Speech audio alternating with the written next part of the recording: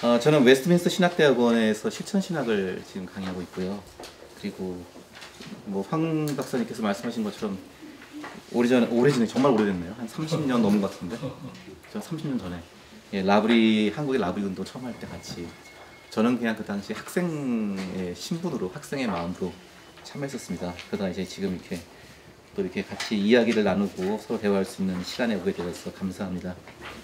일단 지금 저는 이제 오늘 처음 뵀는데 최기찬 선생님 오늘 처음 뵀는데 이름 많이 들었는데 소문도 많이 들었고 근데 이렇게 오늘 여기서 또 이렇게 뵙고 아마 더 정확하고 예리한 지금 아마 피드백도 주시고 비평도 주시지 않을까 그렇게 기대합니다. 이 탈교회 시대 그리고 가나안 성도 그리고 전도라는 제가 이제 전도학을 제가 또 전공하고 연구하기 때문에 이쪽에다 같이 이걸 좀 연결시켜서 좀 선교적인 측면에서 우리가 탈교회 시대와 가나안 성도 어떻게 볼 것인가를 좀 이야기를 하도록 하겠습니다. 제가 좀 이렇게 중요한 부분들을 좀 읽어가면서 같이 하겠습니다. 그 맨 위에 보시면은 이게 어떤 인용문이 있는데요. 이게 미국의 신학자 스탠리 하우어스가 쓴 글인데 제가 그걸 잠시 읽어드리겠습니다. 1963년의 어느 날 주일 저녁, 그때 사우스캐롤라이나의 그린빌에서 폭스 극장이 전통적이고 엄격한 정부 법기 도전에 주일에 문을 열고 영화를 상영하였다. 당시 방컴 교회의 감리교 청년회 회원이었던 우리 7명은 교회의 정문으로 들어가 눈도장을 찍고는 잽싸게 뒷문으로 빠져나와 존 웨인의 영화를 상영하는 폭스 극장에서 만나기를 모의했다. 그날 저녁은 사우스캐롤라이나식으로 유지되어 온 기독교 역사에서 분기점이 되었다. 누가 젊은이들에게 세관을 심어줄 것인가를 놓고 폭스 극장과 교회가 단판을 벌였다. 1963년 그날 밤 전초전에서는 폭스 극장이 승리를 거두었다.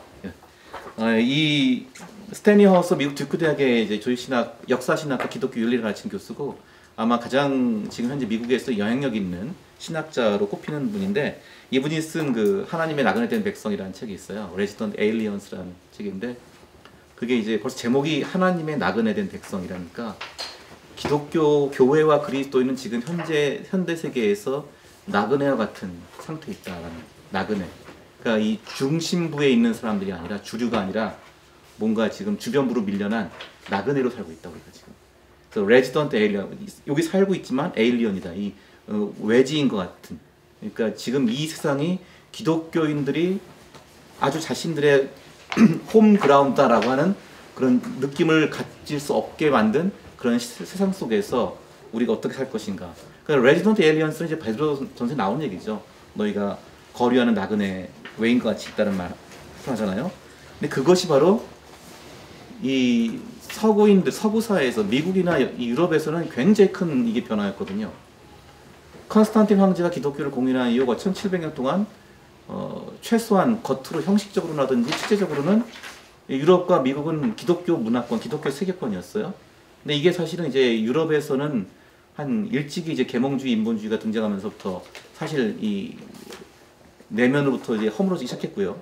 그러다가 한 20세기 초반부터는 거의 이제 겉으로도 많이 기독교적인 그 문화, 기독교적인 문명이 허물어지죠. 그리고 이제 미국 같은 경우에는 거의 한 1950년대 이후부터 세속화가 더욱 진행되면서 기독교가 상당히 이제 사회적인 영향력을 발휘하지 못하는 시대가 왔죠.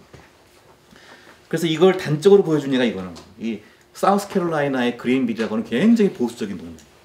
주일날은 미국은 기독교가 국교가 아님에도 불구하고 사실 유럽은 기독교가 이렇게 공식적인 종교였지만 미국은 기독교가 국교가 아니거든요. 원래부터 거의 크리스천 네이션 아니에요. 문화적으로 정서적으로 기독교 국가라는 그런 분위기가 있는 거지 공식적으로는 기독교가 아니에요. 미국은 원래 헌법부터가 그들은 종교의 자유를 그 종교와 국가를 분리시키는 그 정책이 있었죠. 그런데도 불구하고 그들의 문화는 굉장히 친기독교적이었거든요. 그래서 알아서들 주일날 영업을 안 했어요. 그 분위기, 전통과 분위기상. 그런데 특히 사우스캐롤라이나 같은 데는 굉장히 바이블 벨트 지역과 거의 근접해서 과거에 굉장히 큰 부흥이 일어나고 기독교가 굉장히 강했던 곳이죠. 근데 그 사우스캐롤라이나 그린빌이라는 아주 보수적인 동네에서 우리가 아는 폭스 뉴스 하는 그 폭스 그 영화 거기서 극장을 문을 연 거예요. 주일날. 이게 하나의 문을 열었는데 얼마나 그 당시에 또 교회에서는 이걸 또 굉장히 반대했겠어요. 막 그래서 주일날 극장이 영업을 한다는 거 가지고 막 이제 비판을 하고 막 그걸 막으려고 했지만은 결국에는 극장이 문을 열고 말았고 이 전초전에서 교회와 극장의 단판을 벌이는 싸움에서 극장이 이기고 말았다. 이거 극장이라는 말은 이제 세속 사회를 말하죠. 세속 사회가 교회의 지배력과 영향력을 극복하고 이기고 말았다. 그리고 그 당시 교회 청년부였던 자기랑 자기 친구들도 몰래 극장 가서 영화 봤다. 지금 이 얘기예요. 그러니까 이게 굉장히 이제 이 미국 사회에서 기독교 중심, 기독교 체제가 어떻게 상징적으로 약화되었는가를 보여주는 얘기죠. 그것뿐만 아니라 뭐 상점, 주유소 이런 것들 다 당시에 이제 열기 시작하고 주일날 열기 시작하고 더 이상 교회의 어떤 규제력, 교회의 장악력이 급속도로 와야 되는 시대. 이게 이제 우리가 탈기독교 세계라는 말 있어요. 포스트 크리스텐덤. 우리가 크리스텐덤이라는 말 쓰는데 영어 발음은 제가 알기로 크리스텐덤이야. 크리스텐덤인데 왜 그렇게 쓰는지 모르겠는데 우리나라에서 크리스텐덤이라고 그냥 음역을 하더라고요. 이 크리스텐덤이라는 건 크라이스트에다가 엔덤 붙으니까 킹덤, 왕국이라는 의미잖아요. 그래서 기독교 왕국, 기독교 세계 이런 의미인데 영어는 크리스텐덤이라고 하는데 우리나라에는 크리스텐덤. 그래서 제가 어느 나라에서 크리스텐덤이라고 발음하는지 참 모르겠는데 웬스데이를 웨드네스데이 뭐 이렇게 하는 식으로 지금 발음이 그냥 굳어졌어요. 그래서 저도 그냥 크리스텐덤이라고 말을 하는데 이게 이제 포스트 크리스텐덤 하면은 탈 기독교 세계, 기독교 세계가 이제 지나간 그런 거죠. 그런데 과연 이제 이 포스트 크리스텐덤이라고 하는 탈 기독교 세계라는 것이 우리나라에도 적용될 수 있을 것인가? 그러니까 지금 현재 유럽은 완전히 포스트 크리스텐덤 됐고요. 거기는 거의 그냥 세속 사회가 됐고요.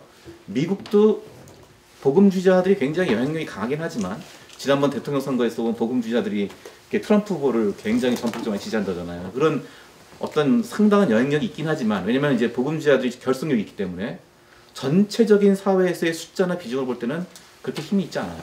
그렇게 특히 젊은 세대에게는 거의 영향력이 없다고 봐도 그 과언이 아닙니다. 근데 미국은 그래도 여전히 기독교적인 그 문화나 기독교적인 그 영향력이 아직까지도 좀 남아있는 편이지만은 사실상 일반적인 지금 사람들, 특히 젊은이들에게서는 굉장히 그게 많이 꺾인 상태거든요. 기독교에 가지고 있는 호감이라든지 호의적인 그 인식이요. 그럼 우리나라는 이제 어떨까? 우리나라는 사실 우리가 기독교 왕국이었던 적은 없었잖아요.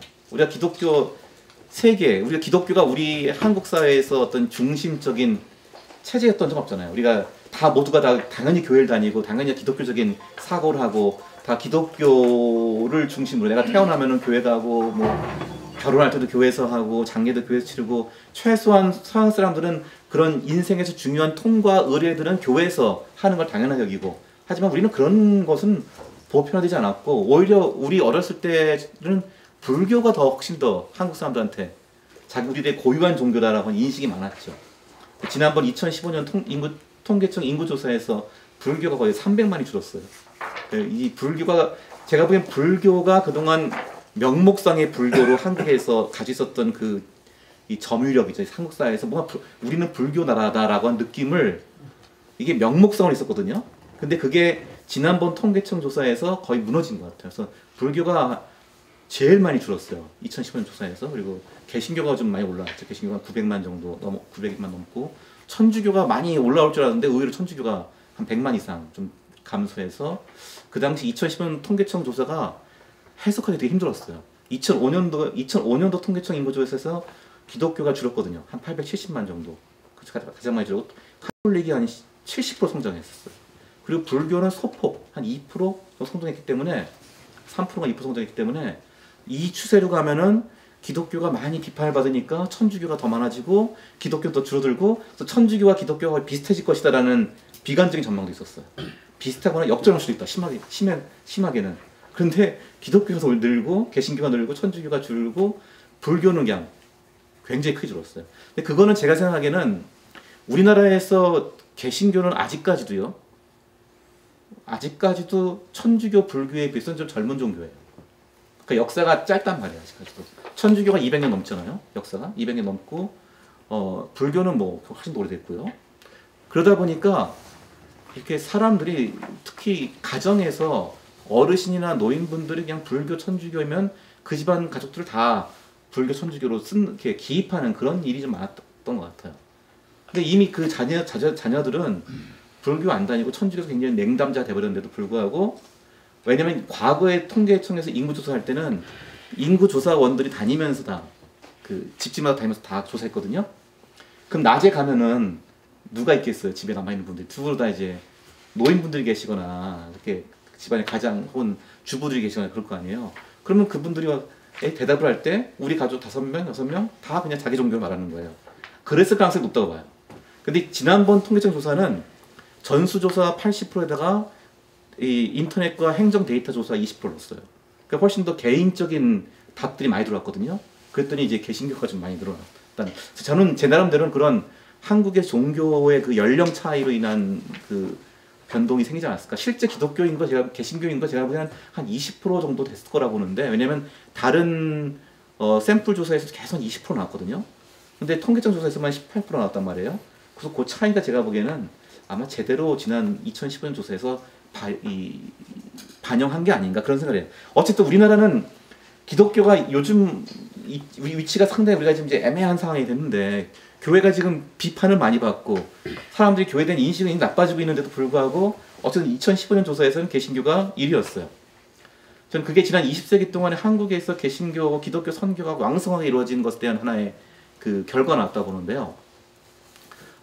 근데 우리는 아직까지 기독교가 한국 사회의 지배적인 문화나 지배적인 종교였던 적은 없어요. 그럼 우리가 지금 탈기독교 세계다 말하기는 우리 좀 힘들겠죠. 유럽이나 미국이나 이 서구 문화는 1500년, 1700년 동안의 기독교 문명이 있었기 때문에 그거부터 사람들이 벗어났다라고 말을 할 수가 있지만은 우리는 그런 역사가 없잖아요. 그럼에도 불구하고 이 탈기독교적 관점에서 한국교회를 보는, 탈기독교 세계적 관점에서 한국교회를 보는 자세와 안목이 저는 필요하다고 봐요. 그러니까 서구 사회에서는 지금 이 포스트 크리스텐덤이라고 하는 기독교 세계가 끝나고 기독교 세계가 지난 이후에 우리가 다시 어떻게 교회를 세우고 어떻게 선교를 할 것인가를 굉장히 중요한 관심사예요. 그거에 대해 많은 연구가 일어나고 있어요. 그 대표적인 연구의 결과물로 나온 게, 대안으로 나온 게 이제 선교적 교회 운동 같은 게 나왔죠. 더 이상 기독교가 서구 사회에서 중심 체제가 아니기 때문에 주변부로 밀려난 교회가 이젠 다시 선교적 관점으로 자신을 선교적 정체성으로 이해하고 세상과 만나야 한다. 이게 이제 서구 사회에서 굉장히 중요하게 떠오른 하나의 안목이거든요. 그럼 이제 우리나라도 과연 이 탈기독교 세계적 안목을 가지고 봐야 될 것이냐. 근데 한번 이게 탈기독교냐, 제가 지금 쓴 게 이게 탈교회냐를 봐야죠. 탈기독교 시대냐, 탈교회 시대냐. 한국은 아마도 지금 탈기독교 세계를 경험하지 못했기 때문에 탈기독교 세계다 말하기는 좀 어려울 것 같아요. 그러나 분명히 지금 교회로부터 많은 사람들의 마음이 떠나고 교회에 대한 지금 인식이 상당히 신뢰도가 낮아지는 건 사실이에요. 아마 저도 제 살아생전에 지금처럼 한국교회에 대한 이미지가 안 좋은 때가 없는 것 같아요. 가장 지금 안 좋은 때를 경험하는 것 같아요. 저 어릴 때는요, 분명히 교회 간다 하면 사람들이 되게 흥미롭게 봤어요, 친구들이. 그리고 교회에서 여름 성경학교 하면은 거의 다 한 번씩 다 갔어요. 그죠? 안 가본 애가 없을 정도였어요. 안 가본 애가 없을 정도로, 진짜 안 가는 애는 정말 마음이 강팍한 애들이나, 무슨 스님의 아들이거나 뭐 딱 이런 애들이 안 오지, 거의 다, 뭐 성경학교 순례하잖아요. 이 교회에서 또 뭘 주나, 저기에서 뭘 주나, 막 그렇게 하고. 교회에서 유학할 때 문학의 밤. 그 당시에 그만큼 문화적으로 우리가, 남자, 여자 같이 모여서, 그렇게 우리의 감성을 표현할 수 있는 장이 없었잖아요, 그 당시에는. 그러니까 교회라는 것이, 굉장히 기독교라는 것이 우리한테 당시 신선했단 말이에요. 제가 아직도 기억나요. 제 중학교 때, 그때 제 중학교 다닐 때 TV에서 무슨 영화를 보여줬냐면요, 시리즈로 나사렛 예수라는 영화를 보여줬어요. 나사렛 예수. 보신 분이 있는 거예요. 나사렛. 굉장히 당시에 미국에서도 명배우들이 다 출동했어요, 그 영화에. 뭐 명배우들, 예수님만 빼고. 예수님은 명배우가 나오면은 너무 이미지가 글로 이렇게 겹쳐버리니까 그건 아주 전혀 알려지지 않은 연극 배우를 출연시켰고, 나머지 다 명배우들이었어요. 근데 그 TV에서 그 영화를 한다니까 계속 광고를 해주고요. 학교에서 애들도 친구들도 맨날 그 얘기했어요. 영화, 야, 그거 누가 나온다, 누가 봤다. 뭐 나사렛 예수, 커버디스, 배너, 그런 영화가 상영해주면 전부 다 그게 화제거리가 됐어, 우리가. 교회도 안 다녀도. 그러니까 이 기독교에 관한 얘기가 굉장히 우리한테 주요한 담론이었다, 당시에. 그러니까 우리는 기독교가 지배하지는 않았지만, 제가 생각하기에는 굉장히 잠정적으로, 일시적으로 기독교가 우리 사회에서 굉장히, 우리 사회와 문화에 굉장히 깊이 들어왔던 적이 있어요. 이게 한국이, 저는 세계에서 서구 나라들 외에 한국만큼 기독교적 영향력이 깊게 들어온 나라가 드문 것 같아요. 우리나라 역사를 제가 이걸 그대로 읽지는 않지만 제가 좀 이렇게 여기 내용도 비슷한데 설명을 드릴게요. 제가 그 일본 신학자들하고 같이 한번 우리 포럼을 한 적이 있어요. 한일 기독교 선교를 어떻게 할 것인가 그래서. 근데 일본 신학자들의 고민이 뭐냐면요. 한국은 저렇게 기독교 성장했는데 왜 일본은 안 되냐. 이게 제일 큰 딜레마예요, 이 사람들이. 그래서 여러 가지 해석들을 해요. 사실 일본은 우리나라가 이제 개신교 선교가 언제부터 이루어졌죠? 상식적인 이제 질문을 좀. 네, 1885년. 네, 85년에 언더우드 아펜셀러가 제물포항에 들어오죠. 그때는 그 사람이 한국인 조선인들을 위한 선교로 온 게 아니었어요. 거기 한국에 와 있는 그 미국 공사관 주재원들이라든지 이런 직원들을 위해서 온 목회자였어요. 근데 이제 한 1년, 2년 뒤에 이게 개방이 되어서 한국인들한테, 조선인들한테도 목회를 하고 선교를 할 수 있게 되었죠. 85년에 우리나라는 기독교가 들어왔는데 일본은 80년, 2년, 3년째 대부흥을 이뤘어요. 그 당시 일본의 기독교 인구가 한 3만 명 됐어요. 우리나라 기독교 들어오기 전에. 그리고 목회자가 당시 이미 목사 제자들 거의 한 50명 정도의 목사가 배출되었어요. 그래서 한국에 선교를 한 목사님들이 있었어요. 일본이 한국을 지배하고 이렇게 착취하니까 사실 일본인 목사님들 중에서 그거에 굉장히 미안한 마음으로 와서 한국에 와서 되게 헌신적이고 희생적인 사역을 하신 분들도 있어요. 그러다가 뭐 결핵도 걸려서 돌아가시고 저기 수원에 가면은 수원 그 행궁 있는데 수원 그 화성 있죠. 화성 쪽에 그 밑에 가면은 그 수원 성민교회라는 데 있는데 거기 보면 그 일본인 목사님 오셔서 그 교회 하셨던 곳이 있어요. 지금도 교회장에 있는데 오셔서 본인도 병 걸리시고 사모님도 돌아가시고 막 그렇게 하면서 조선인들을 사랑하고 조선인들을 위해서 사죄하는 마음으로 사역했던 분들 계시죠. 근데 일본은 그렇게 원래 일본이 우리한테 선교를 했었고 기독교가 더 강했던 나라인데 한때는 기독교를 국교로 하자고 막 그렇게 그들이 막 부르짖었던 나라인데 이게 완전히 기독교가 다 거기는 더 이상 성장하지 못하고 근데 또 이 20세기 들어서 일본의 군국주의 그 열풍 속에서 기독교 거기에 다 종속되거든. 그러면서 힘을 못 써요 기독교가. 근데 반면에 한국은 기독교가 엄청나게 성장했단 말이에요. 근데 굉장히 이 사람들이 이게 의문이에요. 왜 한국은 성장했을까?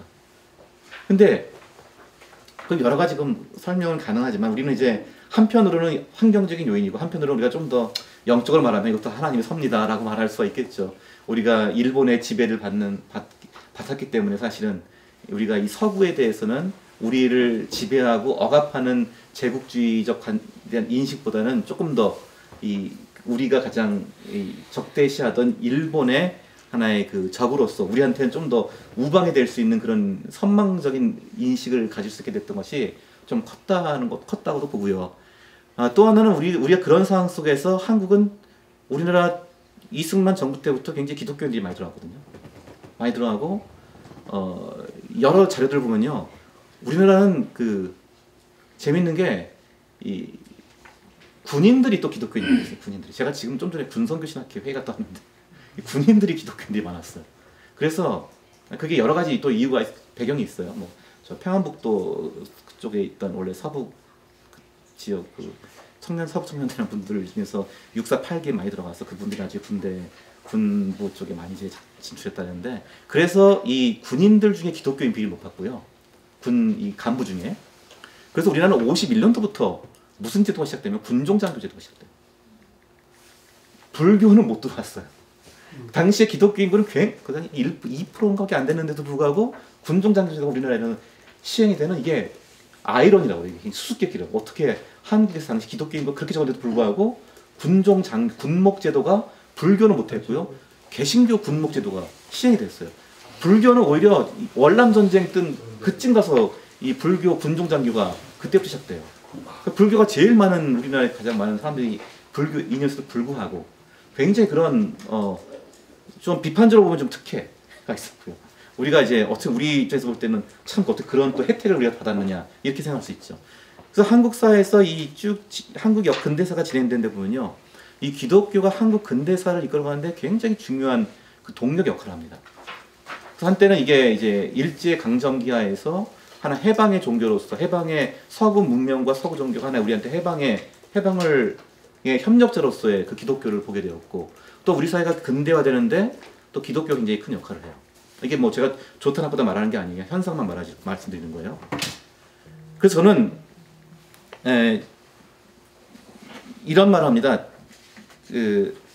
어느 사회나 제가 좀 쓸게요. 이거 쓸 수 있는 건가요? 네네. 손으로 그냥 찍으시고. 아 예. 굉장히 낯설 정도로 첨단이네. 기술입니다. 이게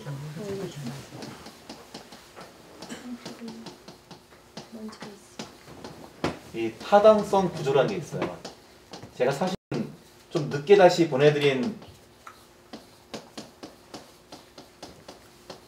강의 안에는 이거 다시 수정해서 오는데 제가 너무 늦게 드려서 지금 여러분 강의 안에는 못 들어가는데요. 그 타당성 구조라는 종교사역적 용어예요. 이것도 자석이네.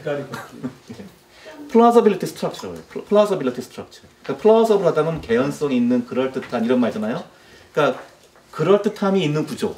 그러니까 이제 우리가 이거 번역하기 되게 힘든데 타당성 구조란 말 써요. 혹은 설득적 구조.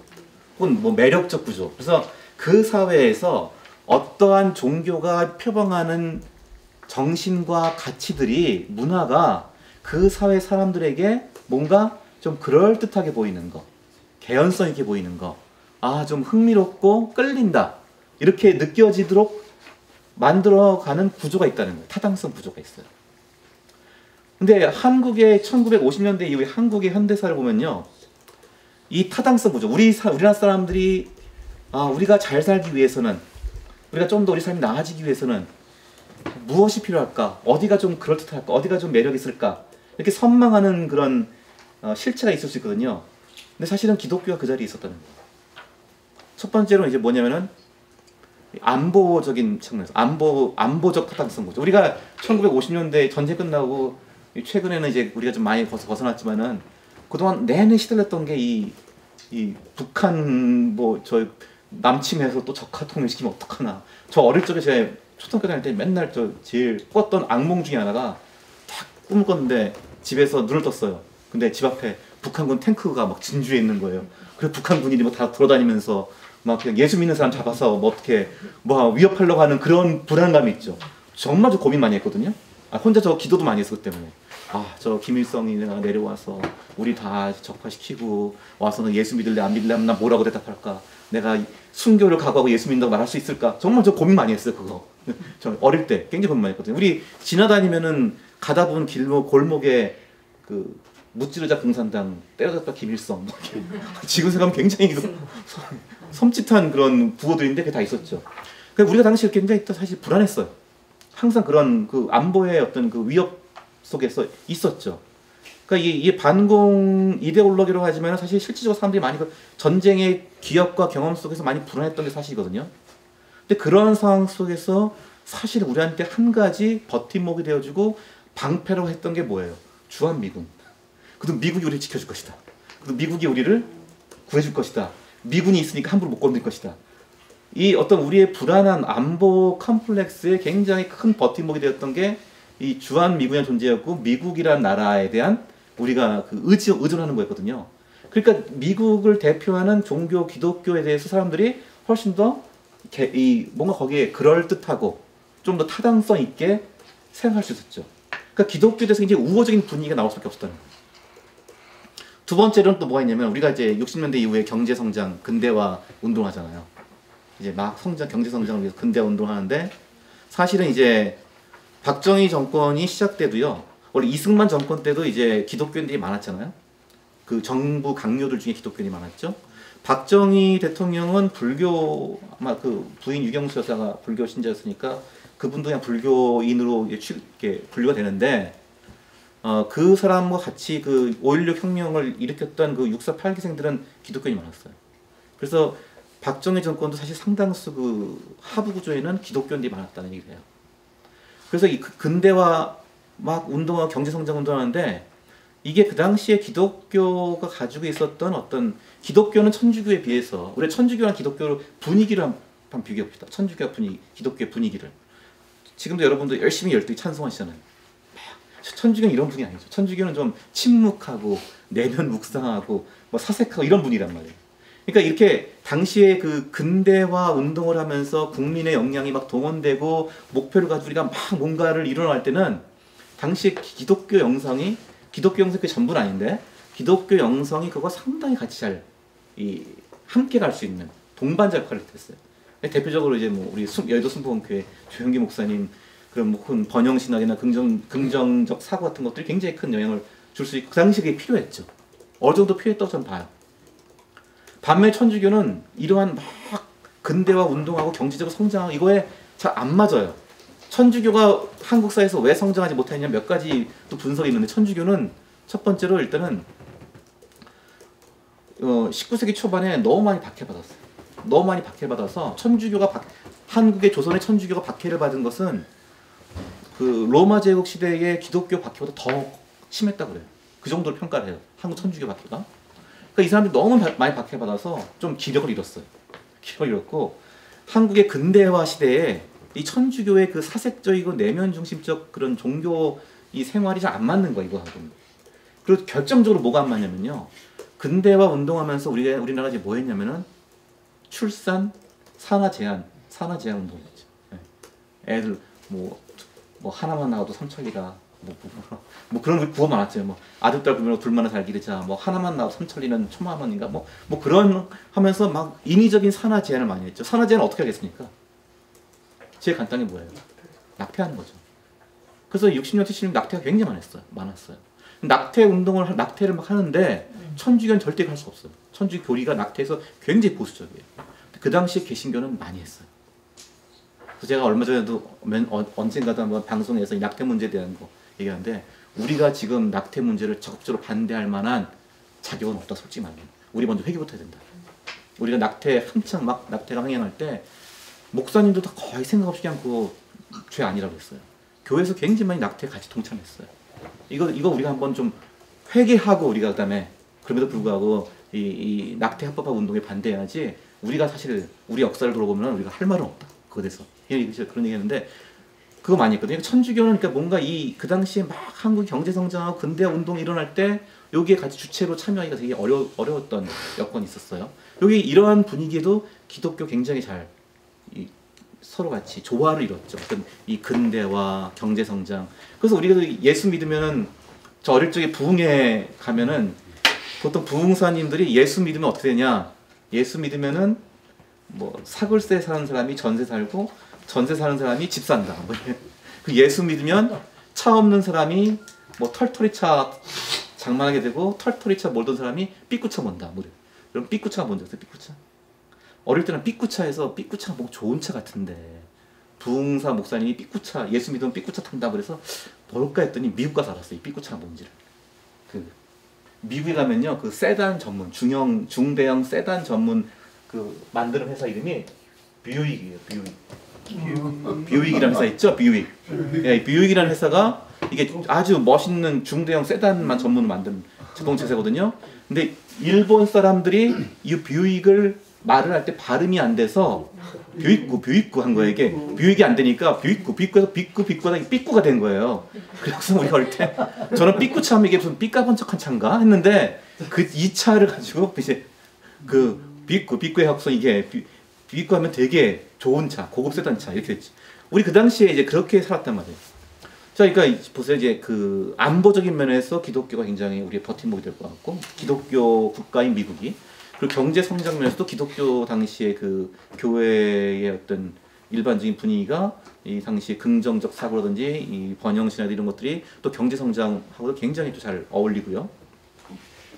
또 하나는 뭐가 있냐면 문화적인 면에서도 우리 어릴 적에 문화적으로 가장 세련된 문화가 뭐였습니까? 우리가 접할 수 있는 문화 콘텐츠를 가장 고급한 문화 콘텐츠는 뭘 봐야지 얻을 수 있습니까? AFK. AFK 내가 보고 말하면 이거 굉장히 교양 있는 사람이었어요. 나는 벌써 시대를 앞서가는 굉장히 선구적인 난 벌써 미국 TV를 보고 그 영어로만 나오는 걸 다 내가 이해하면서 AFK 트니까 뭐가 나왔다. 무슨 프로 나왔다. 재밌다. 그럼 벌써 이 사람은 벌써 굉장히 지금 선구적 문화적인 양식을 갖춘 사람이었어요. 그러니까 뭐냐면 그 당시에는 지금도 미국이 물론 미국의 헐리우드나 이제 엔터테인먼트 컬처가 아직도 전 세계를 그 쇼 비즈니스 양식으로 지배하고 있긴 하지만은 지금은 그래도 우리도 뭐 굉장히 잘하잖아. 뭐 지금 미나리도 막 다 뭐 성입술고 우리 기생충이니 뭐 BTS니 지금 한국 문화가 이제는 뭐 별로 손색이 없는 오히려 새로운 지금 장을 여는 시대잖아요. 근데 그 당시에는 이 우리의 문화는 좀 낙후됐다고 같고요. 그리고 미국 문화가 훨씬 더 우리한테 선망의 문화였고 우리가 좀 훨씬 더 미국적이다 하면 미국 문화에 가까우면 훨씬 더 교양이 있고 훨씬 더 세련된 사람으로 뭐 일본 문화보다도 우리가 낮았으니까 당시에는 그러한 상황에서 문화적인 측면에서도 기독교가 조금 더 있어 보였어요. 세련돼 보였고 그리고 교회 다니면은 그냥 그 당시 저는 교회 가면은 세상에서는 할 수 없었던 뭐 저기 남녀 쌍쌍 파티도 했었고 교회에서는 축제도 있었고 뭐 문화의 밤 여러 가지 행사들이 다 교회에서 이 문화적인 새로운 그 신선한 코드가 다 교회에서 나왔단 말이에요. 그래서 옛날에 보면은 이렇게 연예인들 중에서 가수들 중에서도 성가대 출신들도 엄청 많았고요. 다들 그런 사람들 굉장히 많았죠. 자 이렇게 문화적으로도 기독교 굉장히 우리한테 선망의 대상이었어요. 그래서 이런 것들 제가 타당성 구조 세 가지를 좀 보거든요. 이 안보적 타당성, 경제적 타당성, 그리고 문화적 타당성. 이 교회가 기독교에 오면은 기독교 접하면 이런 면에서 굉장히 우리한테 혜택이 있고 좀 그럴듯해 보이고 매력적으로 보인다. 라고 하는 상황 속에서 물론 그것 때문에 사람들이 교회에 무조건 오는 건 아니에요. 그래도 물론 사람들이 예수를 믿고 교회에 오려면 또 거부감이 있고 저항이 있고 많은 갈등들이 있어요. 그래도 그 전보다는 그런 그 앞에 사람들이 기독교로 오는 데 있어서의 그 장애물들이 훨씬 덜했다는 거죠. 그래서 그 당시 굉장히 전도가 사실 우리 한국에 한 95년까지 교회 성장이 엄청나게 일어나거든요. 한국에 95년까지 그래요. 근데 95년 이후부터 우리가 독자적인 문화를 만들고 이 안보 이 북한의 남침 위협 전쟁의 위협으로부터 뭔가 사람이 좀 완화되고 경제적으로도 좀 이제 어느 정도 성장에 대해서 저성장 시대가 되면서부터 우리가 이제 뭔가 우리의 삶의 양식이 달라지고 우리 사회의 어떤 정신적 가치가 변화되기 시작하고 있어요. 그런 상황에서 기독교가 과거와 같이 유리한 환경을 누릴 수가 없다는 거죠. 이게 거의 21세기에 들어오면서 일어나는 현상이에요.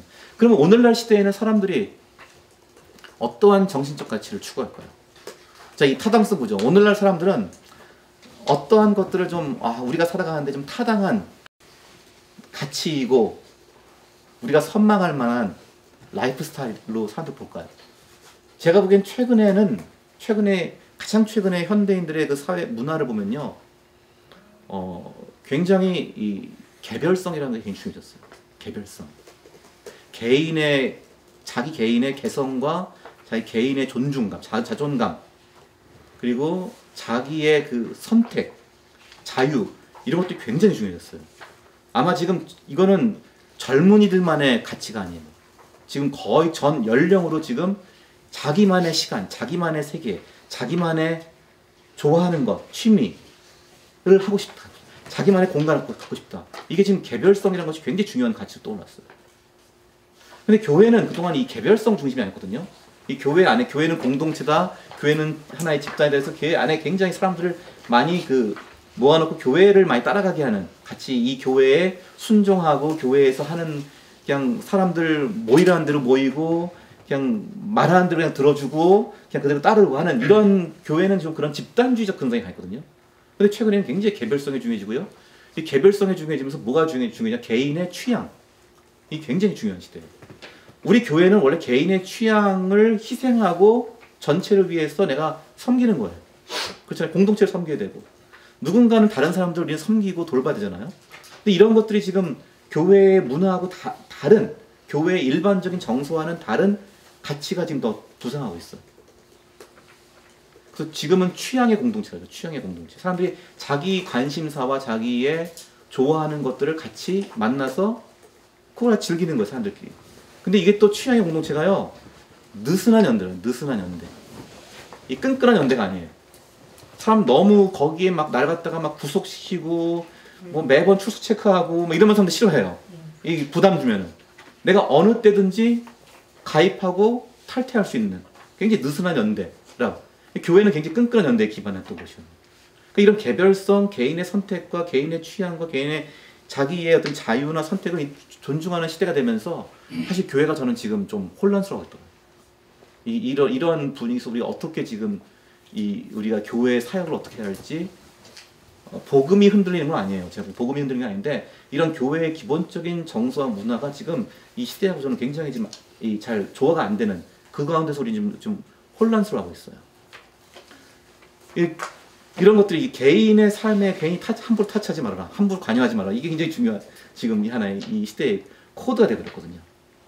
자, 이런 속에서 이제 우리 기독교가 어떻게 사역을 할 것인가 늘 고민하던 차에 가뜩이나 이제 한국 교회가 사회적 신뢰도가 굉장히 약했는데 지금 코로나 때문에 더 지금 이 많은 사회적으로 지금 우리가 여러 가지 지탄을 받으면서 지난번에 어디 광주에 있는 무슨 기독교 무슨 학교인가요? 그게? 학교에서 주 예수를 믿으라 그러면 너가 내 집에 구원을 얻으리라는 그 문구 써있는 데다가 어떤 성난 시민 하나가 달걀을 던지면서 막 그냥 분노를 표출했던 적이 있었죠. 네. 이게 지금 저는 그게 굉장히 우리한테 좀 상징적인 하나의 저는 모습이 된다고 보는데요. 그래서 그런 면에서 한국 교회의 이 탈교회 현상은 그 여러 가지 측면에서 저는 좀 봐야 된다고 봐요. 여러 가지 측면에서 우리가 이제 이 타당성 구조가 기존의 기독교가 기반했던 타당성 구조가 다 지금 허물어지면서 이거는 사실 절대적인 게 아니거든요. 이 타당성 구조에서 뭐 우리가 안보적인 타당성이라든지 경제적 타당성, 문화적 타당성 이것들은 복음은 아니에요.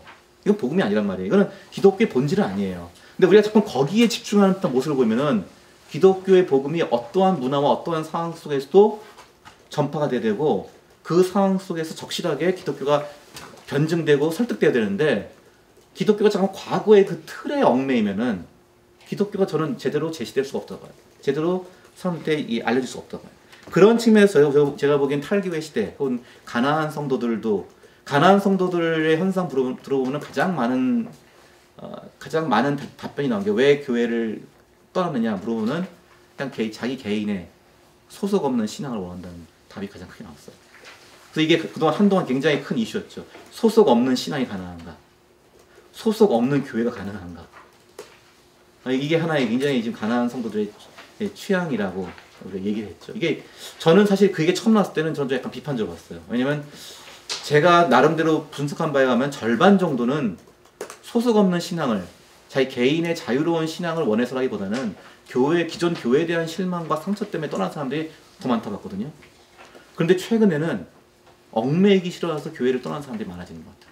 특히 이제 비대면 이제 우리 삶에서 비대면으로 할 수 있는 것도 다 비대면으로 하려고 하잖아요. 코로나 끝나더라도 온라인이 가능하다면 다 온라인으로 해결하려는 시대 되면서 지금 우리 한 목사님 앞서 말씀하신 것처럼 굉장히 많은 사람들이 교회를 지금 굳이 뭐 안 가도 되는구나. 저도 얘기 들으니까 젊은 층들이 특히 대학생들이 아니라 20대가 아니라 한 30, 40대의 아이들이 있는 집들이 교회를 많이 지금 떠났다고 그래요. 그러니까 안 돌아올 생각을 하고 있다고 그래요. 아이들 때문에 이제 안 보냈는데 코로나 때 안 보냈는데 보니까 이게 교회를 다시 지금 쇼핑할 수 있게 됐거든요. 온라인으로. 이제 내가 굳이 안 가도 인터넷만 클릭하면 컴퓨터만 클릭하면 다 온라인상에서 교회들 쇼핑할 수 있는데 아이들 위해서 제일 좋은 온라인 프로그램을 제공하는 교회 모 교회가 있더라고요. 거기 다 많이 들어간다고. 굉장히 저도 봤는데 컨텐츠 좋아요. 확실히 잘 만들었어요. 방송국 출신 분이라서 확실히 센스가 있더라고 보니까. 많이 간다고 얘기를 해서. 네? 베이직 교회. 조정민 목사님 교회가. 제가 이런 것도 알려도 되는 거예요. 그게가 제가 이제 몇몇 목사님들한테 들었는데 그 교회 애들도 자기 교회에서 만드는 어린이 유튜브 만드는 그거보다 훨씬 더 이게 제가 보기엔 또 이 방송을 아시는 분이라서 그런지 상당히 이 절제가 있으면서 딱 심플하게 잘 만들더라고요. 그러다 보니까 지금 교회를 굳이 내가 몸으로 안 가더라도 지금 할 수 있는 장치가 잘 돼 있거든요. 이게 하나 더 지금 한층 더해진 거예요. 코로나로 인한 교회에 대한 좀 부정적인 인식과 이제는 온라인 비대면으로 충분히 다 우리 교회에서 제공하던 것들을 내가 이제 누릴 수 있다고 생각하는 게 됐죠. 이런 상황 속에서 우리가 이제 교회를 떠난 이들이 늘어나는 사회 속에서 우리가 어떻게 할 것인가를 좀 보도록 하겠습니다. 제가 이제부터 좀 강의를 볼게요. 3페이지 보시면요. 교회 안에서의 탈교회 사역이라는 게 있죠. 자, 교회 안에서 이 교회를 떠난 사람들을 좀 분류를 하는데 제가 조금 이 교회를 떠난 사람들에 대한 분류를 좀 외국의 모델을 한번 갖고 와봤어요. 우리나라에서도 가나안 성도들을 자체를 좀 분석하면 좋은데 좀 제가 보기에 이들을 위한 사역에 대해서 조금 연구한 게 있어서 뉴질랜드에서 연구한 거지만은 좀 그게 있어서 제가 한번 갖고 와봤습니다. 그 3페이지 맨 아래에 그 패러그래프죠. 탈교회 현상은 새로운 교회 운동 모습뿐 아니라 기존 교회들을 반성케 하고 갱신한 역할을 할 수 있다. 저는 오히려 이 탈교회 현상을 우리가 지금 이제 우리 교회가 어떻게 갱신할 것인가, 어떻게 새로워질 것인가에 대한 이 촉매제가 된다고 보거든요. 교회를 떠난 일에 대한 지속적인 강변 연구를 하고 있는 앨런 제이미슨이라는 사람이 그 교회를 떠난 사람들의 유형을 환멸을 느낀 추종자들, disillusioned followers, 이 사람들은 뭔가 교회에 환멸을 느낀 사람들, 두 번째로는 성찰적 유배자들, 세 번째는 전환적 탐험자들, 네 번째는 통합적 길의 발견자들로 나눴습니다. 그 다음 페이지 가보시면요. 이 환멸을 느낀 추종자들은 원래 수동적인 신앙인들로서 교회 생활을 하다가 4페이지 맨 위입니다. 교회로부터 상처를 받거나 개인적 실망과 분노로 인해서 교회를 떠난 이들. 자, 이들은 이제 교회로부터 상처받은 사람들이에요. 저도 가난한 성도들 중에서 이런 분들이 일단은 한 절반 된다고 봐요. 이런 거의 이분은 이게 한 18% 된다고 보는데 이런 분들 굉장히 많이 있죠. 이렇게 이들은 이제 신앙 자체에 대한 큰 고민 없이 의존적인 신앙생활을 하다가 교회를 떠난 뒤는 아예 교회로부터 멀어지거나 혹은 성찰적 유배자들로 편입되기도 한다래요. 자, 두 번째 보시면 다섯 번째 줄에 성찰적 유배자들은요, 기독교 신앙에 대한 고민과 회의를 던지고 교회를 떠나는 이들이다. 이 사람들 기독교 신앙 자체에 대한 회의와 고민을 하는 사람들이에요. 그러니까 첫 번째, 두 번째 줄이 많겠죠. 신, 예수, 성경, 기도 등에 대한 기독교 신앙의 근본에 대해 질문을 던지며 신앙이 자기들의 삶에서 어떠한 의미가 있느냐를 고민하며 교회를 떠난다는 점에서 이들은 환멸을 느낀 추종자들과 다르다. 이들은 좀 신앙의 본질 자체를 좀 고민하는 사람들이죠. 이런 유형이 30% 된다고 본다. 저는 우리나라에서는 저는 이게 그렇게 많다고 보진 않아요. 사실 솔직히 말해서. 전환적 탐험자들, 이들은 새로운 신앙이나 종교의 유형을 찾는 이들이다. 이들은 성찰적 유배자들과 비슷한 신앙에 고민을 했지만 처음부터 새로운 대체 신앙을 능동적으로 찾는다는 면에서 차이가 있다. 이들은 아예 그냥 다른 데 가는 거예요. 다른 종교를 찾고 다른 세상을 찾는 사람들이죠. 이들은 통합적 길 발견자가 되거나 아니면 뉴에이지나 불가지론 같은 다른 종류의 신념체계로 들어가기도 한다. 이 유형은 한 18% 정도 되는 걸로 봅니다. 네 번째 유형은 통합적 길의 발견자들. 그래서 교회와 신앙에 대한 친화성에서는 환멸감을 느낀 추종자들과 비슷하고 새로운 대안을 찾는다는 면에서는 전환적 탐험자들과 비슷하다. 이들은 말 그대로 통합적인 신앙, 즉 온전하고 합리적이며 체계적 신앙을 찾는다. 이 유형은 27% 정도 되며 성찰적 유배자들이나 전환적 탐험자들이 이 유형으로 발전될 수도 있어요. 다시 또 뭔가 이렇게 고민하고 딴 데 찾다가 다시 교회의 신앙의 진정성을 찾아서 가려는 사람들도 있다는 거죠. 그러니까 지금 네 종류를 얘기했는데요.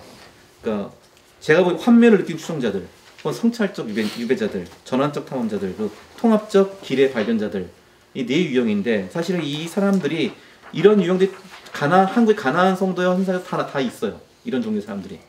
근데 이들이 결국은 이제 기존 교회로 오게 할 것이냐 아니면 새로운 길을, 그러나 기독교 안에 있는 기독교 신앙의 전통을 창조적으로 계승하는, 창의적으로 계승하는 새로운 길을 찾도록 해줄 것인가가 우리의 과제거든요. 저는 이제 우리란 말은 제가 이제 신학자이고 목회자로서 우리 과제를 느끼거든요. 자, 이런 사람들이 이 교회를 떠나서 다 똑같은 가난한 성도가 아니라 그들 나름대로 다 좀 유형별로 차이가 있다는 거죠. 그래서 이 교회가 앞으로는 이 책을 쓴 그 알란 제이미스는 떠나는 이에 민감한 교회가 되라. Live a sensitive church가 되라는 거예요. 우리가 이제 seeker sensitive church 말하잖아요. 구도자의 민감한 교회. 그 교회를 좀 더 이렇게 오려고 하는 사람들, 교회에 관심 있는 사람들, 아직 믿지 않지만 기독교에 관심 있는 사람들의 민감한 교회가 되자. 그래서 구도자의 민감한 교회, 뭐 찾는 이의 교회, 뭐 이렇게 우리나라에서는 그런 용어가 쓰는데 지금 한국 교회의 탈교회 시대에는 우리가 이 떠나는 이들에게 민감한 교회, Live a sensitive church가 좀 필요하다 그러면. Live a sensitive church는 뭐냐? 이건 이제 기존 교회를 위한 얘기일 수 있습니다. 4페이지의 그 마지막 표를 보시면요. 첫째, 사람들로 하여금 신앙의 의문과 의심을 나눌 수 있는 공간을 마련하라. 예, 그 다음에 좀 읽어보시고요. 둘째, 여정의 신학을 제공하라. 신앙은 구원의 확신으로 끝나는 것이 아니라 평생에 걸쳐 지속되는 과정이다. 신앙의 여정에는 우리의 고통과 우리의 신앙의 방황도 포함될 수 있다. 이것을 좀 허용해주고 너그럽게 관용할 수 있는 게 필요하다는 거예요. 세 번째, 신앙에 대해 답답하는 이들을 정죄하지 말고 지지해주라.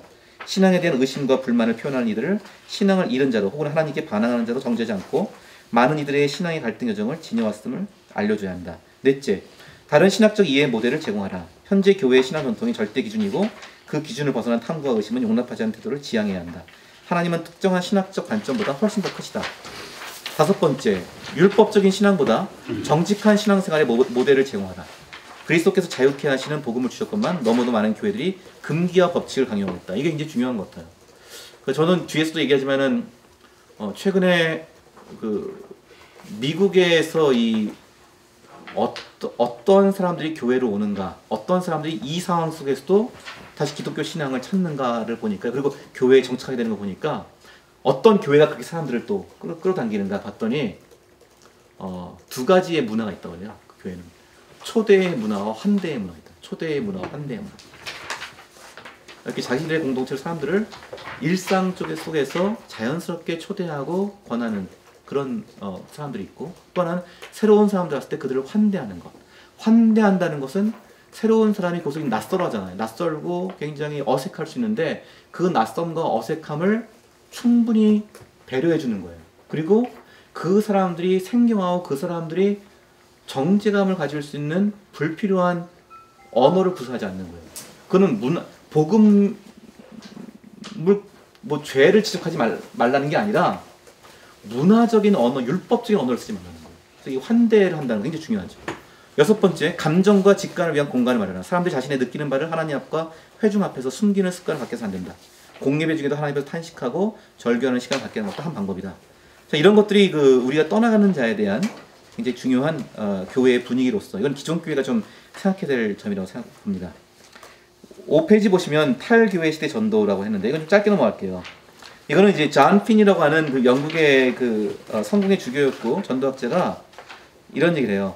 이 기독교가 한때 왕성했던 사회에서 세대가 지나면서 어떻게 기독교 신앙이 점점 감소되는가를 봤는데요. 1세대는 부모와 자녀가 함께 교회 가는 거예요. 모든 사람들이 기독교를 알고 있어요. 이게 서구의 크리스텐덤 시대죠. 2세대는 부모들은 교회 가지 않지만 자녀들은 교회를 보내요. 이제 부모들은 언젠가부터 교회를 안 갔어요. 근데 자녀들은 교회를 보내요. 대부분의 사람들이 어느 정도 기독교 신앙에서 어느 정도 알고 있어요. 이게 아마 미국의 지금 미국 같으면 지금 약간 미국의 중년 이상 세대가 이 정도에 해당됩니다.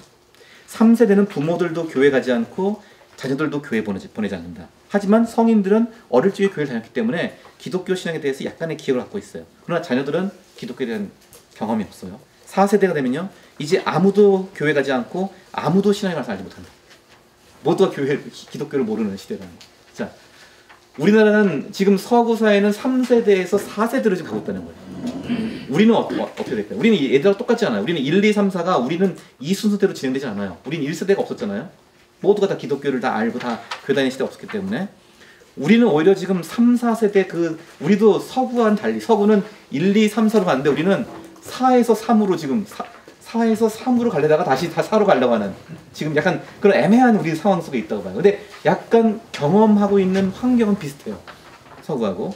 근데 6페이지 보시면요. 거기에 한번 3세대, 4세대 보세요. 3세대 보면은 3세대쯤 기독교 사람들이 어느 정도 약간 알고 있는 때에는요. 이들을 위한 전도는 전인적인 소그룹 양육을 통한 신앙을 탐구하고 경험해주기 좋다는 거예요. 그래서 이 영국이나 미국에서 이 양육 그룹들이 많이 나왔어요. 전도를 위한 양육 그룹들이. 대표적인 게 알파 코스 같은 거예요. 여러분 알파 코스 해보신 분 있나요? 네. 제가 뭐 권장하는 건 아니고요. 저는 해봤고 저도 다 지도해봤어요. 저도 다 인도도 해봤는데 제가 그걸 뭐 지금 홍보하는 건 아니고 알파 코스 전형적인 이 소그룹 양육 전도 프로그램이죠. 그 외에도 이제 뭐 영국에서는 엠마우스가 나왔고 한국에서는 이게 IBP에서 나왔던 기독교 탐사라는 게 IBP에서 나왔을 거예요. 이 코스가 한국에서도. 이게 이제 전인적인 소그룹 양육이죠. 사람들이 작은 소그룹 공동체를 통해서 기독교를 탐구하고 경험하게 하는 거예요. 이게 가장 이제 요즘 3세대, 4세대 중간쯤에서 가장 좀 우리에게 그나마 좀 유효할 수 있는 거라고 그래요. 근데 4세대로 가면요. 아예 이런 오픈 어젠다. 그러니까 어젠다를 미리 정해놓으면 안 돼요. 야, 너 알파 오면은 이제 이런 알파의 11주 코스가 있다. 그래서 뭐 예수 그리스도가 누구인가, 뭐 예수 그리스도가 어떤 분이신가부터 해서 쭉 주말 성령 수양회도 하고 11주 하는 이 코스를 미리 다 만들었고 오는 거 안 된다는 거 사람들한테.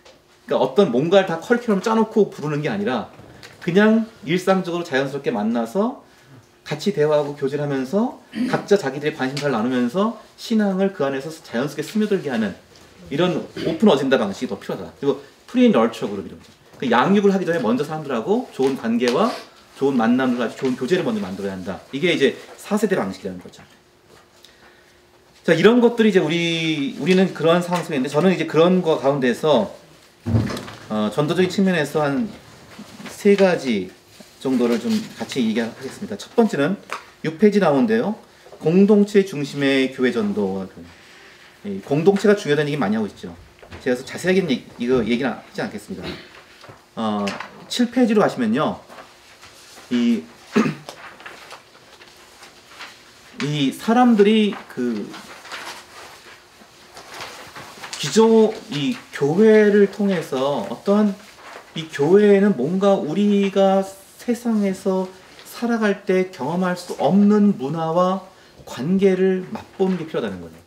그게 아까 제가 말했던 그 초대와 환대의 문화를 얘기했잖아요. 제가 사실 이 글을 쓸 때는 그 책을 못 봐서 요새 못 넣는데, 그러니까 미국에서도 가장 지금 이 선교적으로 사람들을 잘 회심시키는 공동체의 특징이 뭐냐 했더니 초대와 환대의 문화가 가장 강한 곳이라는 거예요. 그러니까 우리 공동체가 어떠한 분위기, 어떤 특징이 있느냐가 중요해요.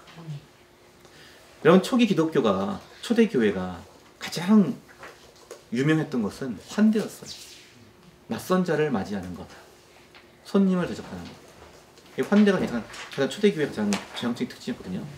그 율법주의나 윤리가 아니었어요. 이 환대한다는 것. 그럼 교회가 이러한 측면에서 좀 굉장히 중요하고요. 두 번째도 역시 이 환대적 공동체에 대한 게 중요하고요. 사실은 두 번째도 보시면 7페이지에 이제 환대적 식탁으로서의 전도라고 했는데, 식탁 교제적 전도, 그건 제가 읽어드릴게요. 환대라는 단어, 환대, hospitality는 기독교 전통에서 가장 고유하고 일관된 실천의 덕목이었다. 낯선 자를 맞이하며 자신의 공간을 공유하는 환대는 기독교 공동체를 경험하는 오래된 실천이었다. 환대의 식탁 교제는 예수께서 세리와 죄인들과 더불어 하나님 나라의 교제를 나누시면서 잘 드러났다. 또한 사도들도 교회들에 보내는 서신에서 손대접의 겉면을 읽지 않았다. 앨런 크레이더와 엘러너 크라이더가 쓴 그 책에서 탈기독교 세계 시대 선교는 그리스도께서 다스리는 평화의 왕국을 선포하고 모든 사람을 위한 잔치를 베푸는 것을 목표로 삼아야 주장한다. 이들은 서구사회에서 가족의 식사 테이블이 중심적 위치를 잃어버리고 있으며 많은 가족들이 함께 먹지도 않으며 손님을 초대하지도 않음을 애석해 한다. 초기 기독교의 테이블은 그리스도께서 함께 하시는 신비를 경험하는 식사였고 그 식탁의 교제를 이웃과 회복하는 전도로 발전된 그런 식탁의 교제를 이웃과 회복하는 전도가 필요함을 강조한다. 또한 재밌는 게 혹시 이 책 읽어보신 분이 있나 보겠어요. 뜻밖의 회심이라는 책이 있어요. 로사리아 버터필드라고 하는, 그 다음에 제가 그 다음 패러그래프에 나오는 소개하는 분인데요. 이분이 레즈비언 영문학자였어요. 페미니스트였고 레즈비언이었고 영문학자였어요. 뉴욕에 있는 어느 학교의 대학의 교수였는데요. 이분이 뉴욕에 이제 기독교 크리스천 남성 그룹이 무슨 거기서 캠페인을 했나봐요. 뉴욕의 뉴욕 주에 있는 어느 시에서. 그러니까 그게 그룹이 뭐냐면은 프라미스 키퍼스. 그 남성 기독교적 남성 아버지의 그 책임과 영적 권위를 회복하는 운동으로서 프라미스 키퍼스 운동이 이렇게 쭉 행진하고 캠페인했는데, 이 로사리아 버터필드가 원래 그 사람이 있던 대학에서 교수로 있으면서 그 기독교 남성 중심 단체들이 했던 캠페인을 신랄하게 비판하는 글을 신문에 게재해요. 제가 그걸 딱 비판하니까 이제 기독교인들이 막 또 온갖 또 이메일을 막 또 욕설하는 또 이메일을 또 보냈나. 그러니까 이 사람이 다 무시했어요. 뭐 기독교인이 자기가 다 뭐라고 욕하든 다 무시하고 다 그냥 넘겨버렸는데, 딱 한 사람이 보낸 이메일은 자기 눈에 들어왔다는 거예요. 그 사람은 목사님이었는데, 장로교 목사님이었는데, 그 사람은 자기한테 비난하지 않았고 자기를 정죄하지 않았고, 그러나 당신이 알고 있는 기독교에 대해서, 당신이 비판하는 기독교에 대해서 당신의 비판하는 부분에 나도 동의하는 바가 있고 나도 미안한 바가 있고, 그러나 당신이 기독교에 대해서 또 잘못 알고 있는 것도 있기 때문에 내가 대화를 하고 싶다고 이메일을 보냈어요. 그래서 이 버터필드 교수, 이 사람이 이 사람의 편지는 좀 신기하다. 이건 좀 남달랐다. 좀 예의가 있고 이 사람은 좀 뭔가 합리적인 것 같다. 해서 이 사람과 이제 이메일을 서로 서신 교환한 거예요. 하다가 계속 이 사람하고 기독교에 대해서 탐구를 하고 대화를 하게 됐어요. 또 어느 날 이 목사님인데, 이 목사님 집에 초대를 받아요. 식사 초대를 받아요. 그래서 갔어요. 갔더니 자기가 정말 그 목사님이 잘했다고 나중에 인정하는 게, 자기한테 그 모인 자리에, 자기를 부른 자리에서 전도를 하지 않았다. 자기를. 그게 굉장히 잘한 것 같다고 나중에 그 얘기를 해요. 그러면서 계속 교제를 하면서 그 목사님이 알고 있는 또 약간의 그 성 정체성 가지고 좀 고민하는 사람, 또 그다음에 기독교인 된 사람도 연결시켜주고 같이 고민 나누고 하면서 이 로사리아 버터필드가 어느 순간인가 신앙을 받아들이게 돼요. 그리고 회심을 해요. 그리고 자기 레즈비언 생활을 청산하고, 자기가 완전 청산하고 새로운 그리스도인 기독교 신앙이 돼요.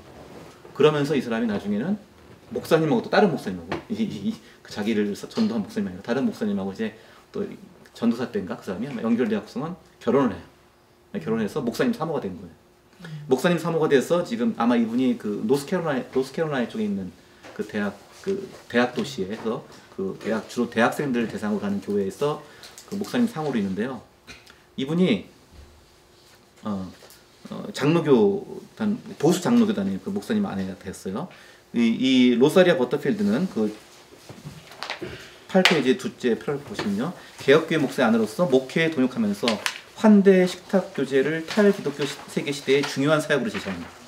그 오늘날 많은 교인들이 진정성 있는 공동체에 대한 갈급함을 채우지 못한 채 교회를 떠나고 있음을 지적하면서 신앙의 공동체들에게 현재 필요한 것은 가정을 개방하여 식탁을 나누는 단순하고 진실한 교제라고 한다.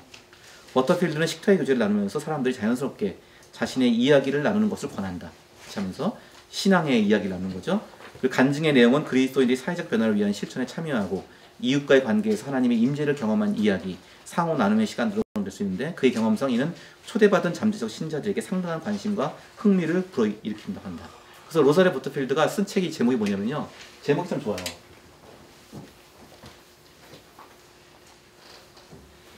아마 이게 번역이 나온다고 제가 들었는데 나왔는지 모르겠어요. The Gospel comes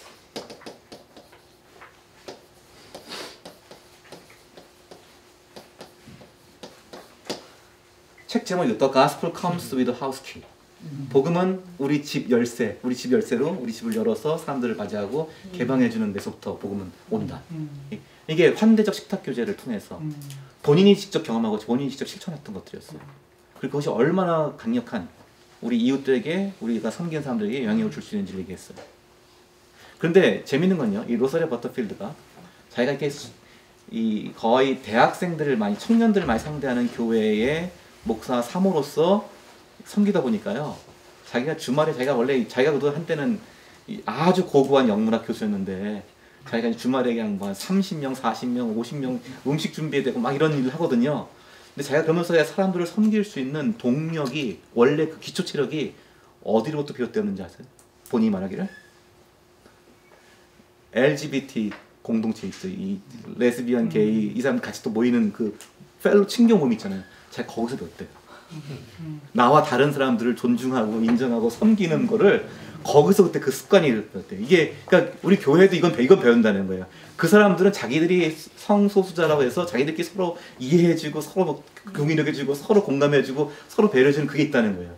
근데 우리가 그거를 지금 원래 교회가 이게 가장 강했던 곳인데 가장 교회가 잘했던 곳인데 교회가 그걸 오히려 잃어버렸다. 제가 그래서 이거를 다시 그들의 환대가 아니라 원래 성경적인 원래 예수께서 세리와 죄인들과 창녀들과 함께 그 하나님의 잔치를 베푸셨던 그 모습을 다시 회복해야 한다고 말하죠.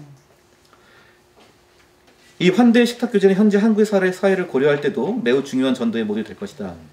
지난 2017년 OECD 조사에서 한국은 OECD에 보면은 그 Better Life Index라는 게 있어요. 2017년 조사를 하고 제가 2020년 조사가 정확한지 모르겠어요. 뭐가 나왔는데 2017년 조사를 보니까 한국은 사회적 연대 부분에서 우리가 더 나은 삶을 살고 있는가, 더 나은 삶을 살려면 12가지 지표가 있어요. 각각 우리는 어떠한 이 삶의 질이 어떤가를 조사하는데요. 한국은 전체적인 순위에서 한 OECD 38개국 중에서 우리가 한 30위권 밖이에요. 그러니까 우리나라 사람들의 우리 한국의 삶의 질이 낮아요. 좀 낮은데 우리가 제일 낮은 게 환경, 공기, 이 공해의 문제가 좀 굉장히 안 좋고요. 그 다음에 work and life balance, 일과 삶의 균형도 낮은 편이고요. 우리나라 높은 거는 교육 수준이 높고, 그거는. 그리고 교육 수준 높고, 시민 참여의식 높게 나오잖아요. 시민 참여의식이 뭐 촛불 집회하고 막, 뭐 다들 나가잖아요. 어떤 입장이든지 뭐 나가잖아요. 그 시민 참여의식들이 높은 걸로 나오는데요. 우리나라가 제일 낮게 나온 게, 제일 꼴찌를 계속하고 있는 게 사회적 유대감이에요. 그러니까 공동체 지수래요. 공동체 지수. 그래서 우리나라가 제가 알기로 한 2010년, 13년, 15년까지는 38개국 중에서 33위, 34위 이렇게 했어요. 근데 2015년부터 꼴찌를 시작했습니다. 2016년도에 꼴찌에서 두 번째 했어요. 멕시코하고. 멕시코한테 우리가 뺏겼어요. 1위를. 주에서 1위를. 근데 2017년 다시 또 우리가 1위를 탈환했어요. 근데 멕시코와 우리가 좀 차이가 커졌어요. 압도적인 꼴찌였어요. 그 다음에 그리스가 좀 또 높던데, 근데 우리나라 지금부터 이제부터 아주 안정적인 확실한 꼴찌라고 있어요. 이게 굉장히 지금 우리가 좀 이게 충격 아닙니까? 우리가 옛날부터 두레, 품앗이 뭐 이런 거 하던 민족이었는데 이게 도시화가 되고 개인주의화가 되고 산업화되면서 굉장히 지금 인간 관계들이 단절되고 있어요. 우리가. 이게 굉장히 지금 심각한 문제라고 저는 보거든요. 전에 몇 년 전에 우리나라에서 굉장히 인기 있었던 드라마 중에 하나가 응답하라 1988 있잖아요. 그게 굉장히 인기 있는 드라마였잖아요. 응팔이 완전히 센세이션을 일으키면서 그 당시에 막 여러 사람들이 그 영화에 대한 문화적 의미를 이제 이렇게 비평가들이 얘기하더라고요. 그러면서 88년도와 그 당시 그 드라마 나온 게 2015년도, 2016년도인데 2015년도에 무슨 차이가 있는가? 그때보다 우리는 국민소득은 훨씬 높아졌어요. 그 당시에 우리가 제일 맛있게 먹었던 것은 제일 귀한 과일은 바나나였죠. 아버지가 바나나 사오시면 정말 그날은 너무 감사한 날이었잖아요. 바나나 하나 가지고 정말 그냥 빨리 먹으면 안 되고 또 빨리 그냥 천천히 그냥 계속 음미하면서 바나나를 삼켰는데 그랬던 시대인데 지금은 바나나 우리가 이제 이제 서로 수입해서 너무 싸지기도 했지만은 전혀 우리가 그 바나나가 귀하다는 걸 요즘 애들 좀 말도 안 되는 선 거짓말하는 거 아니냐고 그러잖아요. 그러니까 지금은 바나나를 한 추적 갖다 놔줘도 우리가 별로 감동이 없는 그렇게 풍족해졌는데 왜 사람들이 그때가 더 행복하다고 생각하냐? 지금이 훨씬 더 우리가 풍요로운 삶을 살고 있는데 그 최진기라는 그 사람 있잖아요. 평론 무슨 인기 있는 인터넷 강사 있죠. 그 사람이 말하기를 그때는 우리가 서로 상부상조했다는 거. 상부상조가. 그 응답하라 1988 보시면 도봉구 창문동인가? 창문동 네? 쌍문동 정확히 쌍문동의 한 골목에서 그 평상에 앉아 있는 아줌마들이 서로 뭐 콩나물 다듬고 막 하면서 이야기를 하는데요. 거기서 거의 집단 상담을 다 돼요. 뭐 남편 얘기, 자녀 얘기, 고민 얘기 딱 하면서 거기서 서로 위로하고 이해해주고 약간 샘도 부리다가 또 서로 또 화해하고 거기서 감정이 다 해소가 돼요. 그리고 누구 집에 많이 뭐 새 사는 집에 하수도 터져 없으면 방을 못 쓰면 어디 가요? 그냥 주인집 가서 주인집 방에 가서 같이 빌려 쓰면 돼요. 별로 그런 서로 삶을 나누는 게 그렇게 큰 어려움과 낯섦이 없었다. 홀로 아이를 키우는 엄마가 오늘 막 일하러 가야 되는데 아이를 봐줄 데가 없어요. 지난번에 우리 유치원 사태처럼 아이 볼 데가 없으면 어떻게 해요? 그냥 앞집에다가 맡기고 가면 돼요. 앞집에다 아이 던지고 좀 봐주세요 하고 가면 되는 거예요. 이렇게 서로 자기의 삶을 공유하는 상부상조가 있었는데 지금 그게 다 없어지고 각자 도생의 시대가 와서 사람들이 불안해졌다는 거예요. 무서워지고 서울 시민의 거의 3분의 1이 극도의 고립감을 느낀다는 표현이 있었죠. 우리가 왜 지금 행복을 못 느끼냐? 이 공동체가 와야 되면서 우리 지금 이 행복을 못 느낀다는 거예요. 그런 측면에서 이 교회 공동체성과 환대적 교제라는 것은 지금 교회가 좀 적극적으로 우리가 이거는 훈련시키고 경험하고 실천해야 될 굉장히 중요한 요소로 봐요. 마지막으로 이제 함께하는 정의 실천에서 전도. 이거는 제가 예를 들고 좀 끝낼게요. 저는 사실 이 마지막에 나온 이 함께하는 정의 실천에서 전도는 제가 그 학회에서 논문을 발표하게 됐었는데요. 이게 이제 이벤젤리즘 as an invitation to common practice, 공동의 실천으로서의 초대하는 전도. 우리가 전도하면은 자꾸만 이렇게 교회에서 아웃리치 한다면은 바깥에 있는 사람들, 교회 외부인들을 도와주고 섬기고 잘해주고 업해주고 환심을 끌려고만 하는데 그게 아니라 믿지 않는 사람, 교회 바깥에 있는 사람들에게 어떤 우리 가난한 성도들이 그럴 수도 있는데요. 참 이 사람들한테 잘해주려고 뭐 이렇게 뭐 대접만 해주려고 하지 말고 교회가 예수 그리스도의 이름으로 하는 의미 있는 실천에 같이 동참시키는 거예요. 전에 한번 보니까 죄송합니다. 이제 법륜 스님 동영상을 보니까 천주교 가서 강의를 하나 봐요. 천주교 신자인데 어떻게 해야지 새 신자가 교회에 잘 정착될까요를 법륜 스님한테 물어보더라고요. 그런 질문이 나왔어요. 근데 이 양반이 얘기를 하는데 되게 제가 인사이트한 얘기, 통찰적인 얘기를 해요. 처음에 오면은 너무 홀로 내버려두지 말아라. 아무도 안 보고 교회 처음 가면 우리 그거 굉장히 고통스러운 경험이죠. 갔는데 처음에만 이렇게 세워서 멋쩍 인사시키고는 그 다음에 뭐 교회 식사하고 다들 지끼리 놀고 밥 먹고 나는 아무도 안 봐. 이게 굉장히 힘들잖아요. 그러니까 홀로 있게 내버려두지 말아라. 그거 굉장히 힘들다. 이게 사실 이게 환대예요. 사실. 두 번째로는 잘해주지만 말고 그 사람한테 일을 시켜라. 그러니까 이 공동체에서 하는 일에 그래서 힘든 일, 너무 힘든 일 시키면 안 되고 같이 그것도 참여할 수 있는 그 역할을 주라는 거예요. 그래야지 그 사람이 그 공동체에 제대로 된 그 구성원으로 들어올 수 있다 그래요. 근데 오히려 저는 기독교 신앙도 사람들에게 수동적으로 혜택만 있고 수혜만 있는 것이 아니라 기독교 신앙으로 우리가 실천하는 것들을 경험하고 공유한다고 봐요. 제가 이거는 이제 제가 미국에 있을 때 교회 청년부 사역을 했는데 대학 청년들을 이제 애들을 이제 어떻게 우리 전도를 해서 많이 애들을 데려갔어요. 그래서 우리 이제 공동체가 지금 어느 정도 구성이 됐는데 얘들이 양육을 하니까 그동안 계속 애들을 잘해줬단 말이야. 막 이렇게 막 먹을 것도 사주고 뭐 기도도 해주고 수학 공부도 가르쳐주고 했잖아요. 근데 얘들 신앙이 뭔가 성장하려면 조금 애들이 뭔가 자기들이 직접 섬김을 경험하고 뭔가 봉사해야 될 것 같아요. 그래서 뭘 할까 하다 보니까 또 얘들도 또 그걸 원해요. 자기들도. 그래서 뭘 할까 하다 보니까 제가 다니는 신학교에 다른 미국 학생이 그 LA 그 센트럴 LA이죠. LA 그 중 다운타운에서 그 노숙자들을 상대로 그 매주 이렇게 식사를 제공하는 일을 했거든요. 그래서 여기를 애들을 데려가겠다. 그래서 애들 오라 그랬어요. 다 불렀어요. 그래서 다 원하는 애들 오라 해서 애들이 한 10대 이상이 왔거든요. 그 딱 갔더니 이제 왔는데 거기 노숙자들이 많이 있고 이제 우리 막 준비하고 있는데 우리 청년들이 안 보이는 거예요. 다들. 그래서 다 왔다는데. 그래서 야 어딨냐 내려놨더니 무서워서 다 못 내리고 거기서 그 노숙자들 많으니까 이제 무서워서 못 내리고 다 차리는 거예요. 얘들이 그냥 그 다들 어릴 때 뭐 조기여고 뭐 이런 애들이라서들 그 좀 그 겁도 많더라고. 근데 다 내 괜찮다고 다 우리 다 같이 하는 행사니까 괜찮다고 내려 해서 거기서 같이 우리가 그 이 노숙자들을 음식을 대접하는 걸 했죠. 처음에 같이 준비하고 처음에 같이 기도하고 같이 이제 어떻게 그들을 대할 것인가도 가르쳐주고 하루를 보냈어요. 근데 재밌는 건요. 거기에 그 자리에 우리 교회 애들만 온 게 아니라 그 우리 애들이 한 2명 정도 친구를 데려왔어요. 교회 안 다니는 친구를. 근데 재밌는 거는 그 한 2주 전인가 우리가 친구 초대방을 했거든요. 친구 초대방을.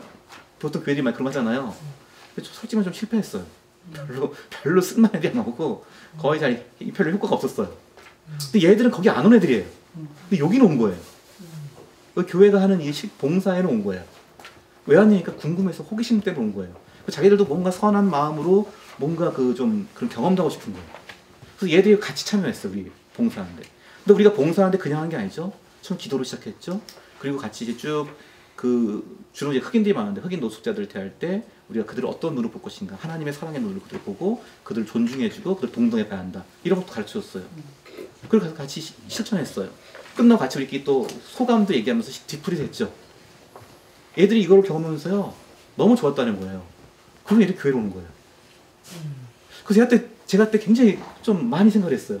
아, 우리는 교회에 신앙 갖게 하기 위해서 우리 계속해서 어떻게 하면 잘해줄까, 어떻게 하면 좀 더 이 접대를 잘해갖고서 얘들 사람 감동시킬까, 거기 감동 뭐 전략을 짜는데 그게 아니라 오히려 기독교 신앙이 어떻게 우리의 삶을 변화시키고 어떻게 실천하게 하는가를 직접 경험시켜주는 거. 난 그게 더 중요하다고 보고요. 함께하는 정의 실천으로서의 전도. 이걸 좀 얘기하고 싶어요. 제가 교회에서도, 한국에서도 교회에서 이걸 했어요.